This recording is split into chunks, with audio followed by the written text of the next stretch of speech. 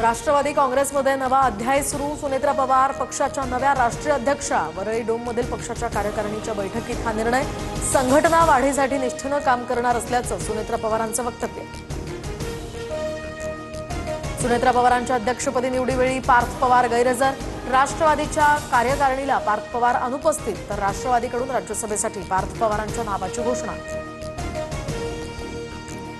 सुनेत्रा पवारांना बोलू न देताच पटेल तटकरेंनी पत्रकार परिषद आटोपली।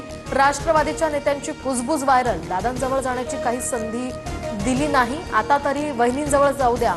नाव न घेता सरोज अहिरेंचं पटेल तटकरेंकडे बोट। अजित पवारांचा अपघात आहे की घातपात? गुन्हेगारी स्वरूपाचा निष्काळजीपणा आहे का? गुन्हेगारी कृत्य घडलंय का? हे तपासाचे उद्देश। सीआयडी अधिकाऱ्यांची माहिती। दादांच्या विमान अपघात प्रकरणी कारवाईसाठी रोहित पवार आक्रमक। एफआयआर घेण्यास नकार देणाऱ्या पोलिसांसोबत वाद। पुण्यातल्या कबुतरांच्या चोरीचा एफआयआर होतो, मग दादांच्या मृत्यूचा का नाही? रोहित पवारांचा सवाल। टिपू सुलताननं 75,000 हिंदूंची कत्तल केली, पण आपल्याला वर्षानुवर्षे खोटा इतिहास शिकवला गेला।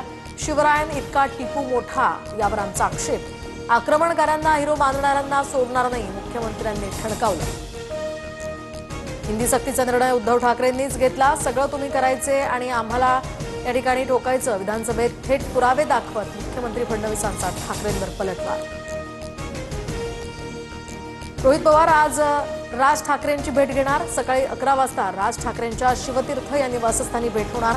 अजितदादांच्या विमान अपघाताच्या प्रश्नावर चर्चा करणार। आज जागतिक मराठी भाषा दिन। नाशिकमध्ये कुसुमाग्रज प्रतिष्ठानची ग्रंथदिंडी। 5,000 विद्यार्थ्यांचा यामध्ये सहभाग, तर दादरमध्ये मनसेकडून मराठी अभिजात पुस्तक प्रदर्शन। सर्व मराठी वृत्तपत्र आणि वृत्तवाहिनीच्या संपादकांच्या हस्ते हे उद्घाटन।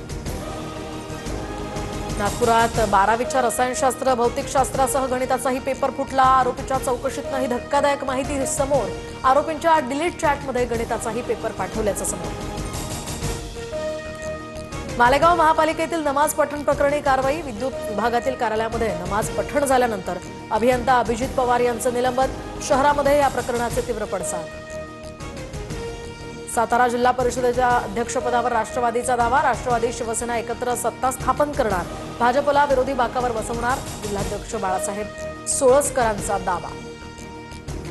पुण्यातील मुंढवा जमीन घोटाळा प्रकरणी आरोपी शीतल तेजवानीची हायकोर्टात धाव। तेजवानीची जामिनासाठी हायकोर्टात याचिका। राज्य सरकारला कोर्टाकडून नोटीस बजावत भूमिका स्पष्ट करण्याचेही आदेश। कौटुंबिक कलह टाळण्यासाठी 19 ते 25 वयोगटामध्ये लग्न होणं गरजेचं। सरसंघचालक मोहन भागवतांचं पंजाबमध्ये विधान, तर हिंदू जोडप्याला 3 मुलं असावीत, भागवतांकडून पुनरुच्चार। गटातटाच्या राजकारणामुळे डॉक्टर बाबासाहेबांचं स्वप्न साकार होणार नाही। राजकीय मान्यतेसाठी आणि समाजाच्या हितासाठी प्रकाश आंबेडकर आणि आरपीआयच्या सर्व गटांनी एकत्र यावं, केंद्रीय मंत्री रामदास आठवलेंचं आवाहन। गोंदिया बाळ विक्री प्रकरणी 10 सदस्यीय एसआयटी स्थापन। संपूर्ण रॅकेटची चौकशी करणार, तांत्रिक पुरावे, आर्थिक व्यवहार आणि मध्यस्थांच्या साखळीची पडताळणी। बकरी चारण्याच्या वादातनं 75 वर्षीय वृद्ध महिलेची दगडानं ठेचून हत्या। छत्रपती संभाजीनगरच्या करमाड पोलीस ठाण्याच्या शेकटा शिवारातली ही घटना, आरोपी अटकेत। झुरते अहिल्यानगर लॉंग मार्चचा आजचा 4था दिवस। संगमनेरच्या निझर्णेश्वर देवस्थानामध्ये आंदोलकांचा मुक्काम, तर आज सरकारसोबत महत्त्वाची बैठक अपेक्षित।